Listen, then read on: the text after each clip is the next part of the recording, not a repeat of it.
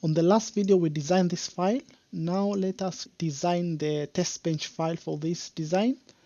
So we need to create a new Verilog file, and let's save it as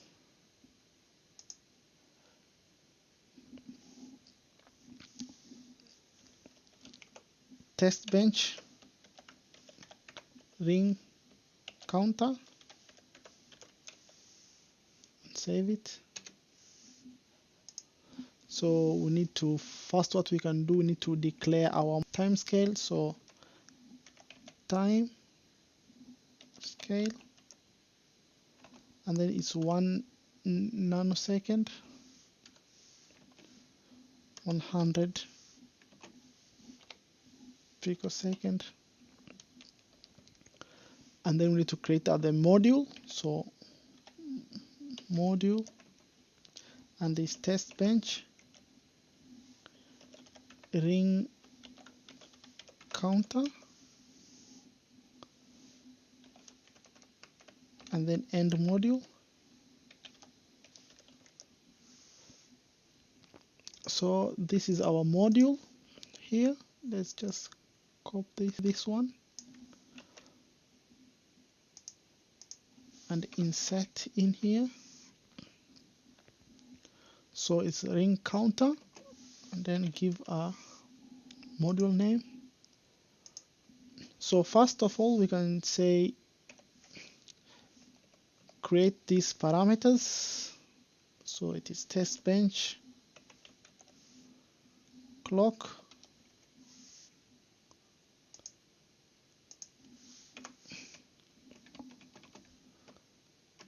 and then it is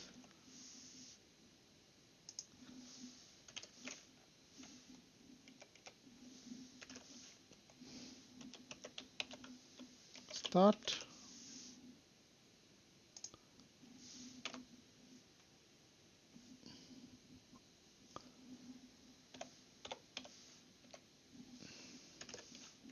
Q, Testbench.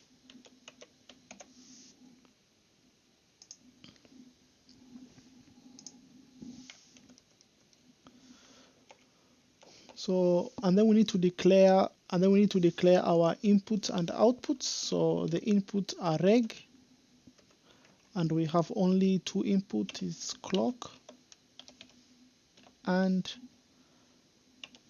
start.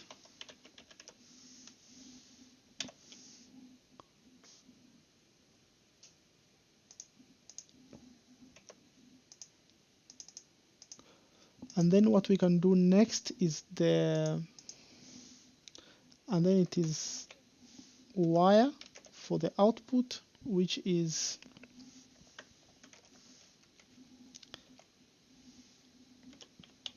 Q, and it is 4-bit. So first thing what we can do now is create the clock wave. So always begin,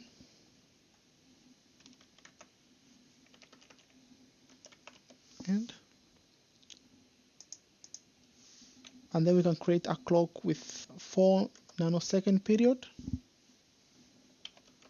So Testbench clock, and is equal to, the first bit is high, the half of the period,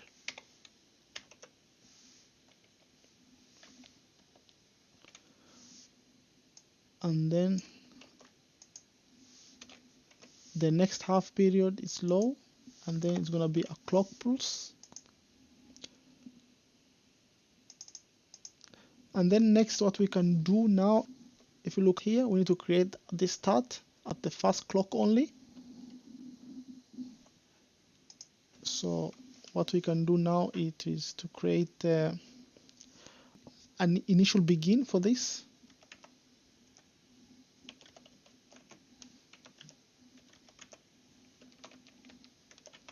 End.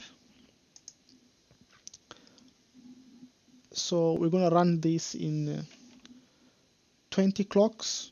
So a for loop, e is equal to 0.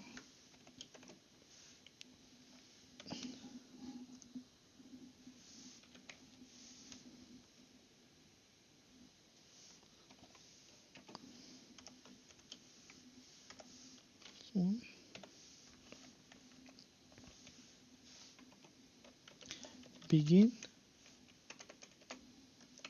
end. So now here we want for the rest of the clock, so paused edge at positive edge of the clock,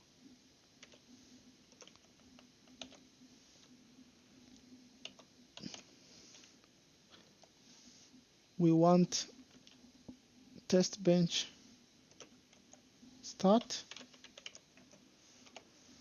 to be equal to 0.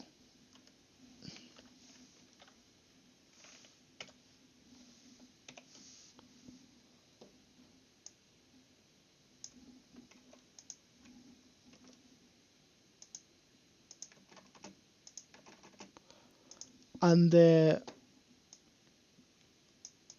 outside here, at the first clock, we can say we want it to be 1. And for the rest of the clock here, we want it to be 0. So, and then we need to declare the integer e, and then we need to declare, so we have all the clock test bench start and queue test bench, so it needs to be test bench.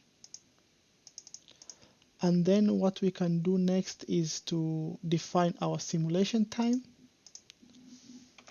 So initial, begin,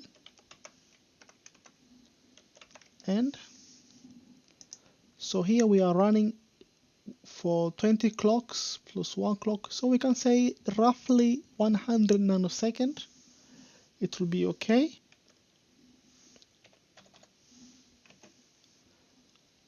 And then we can finish the simulation.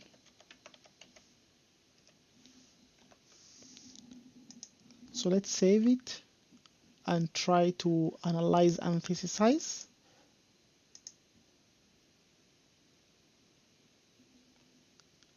Now we see that we don't have no errors. On the next video, we will try to simulate this file.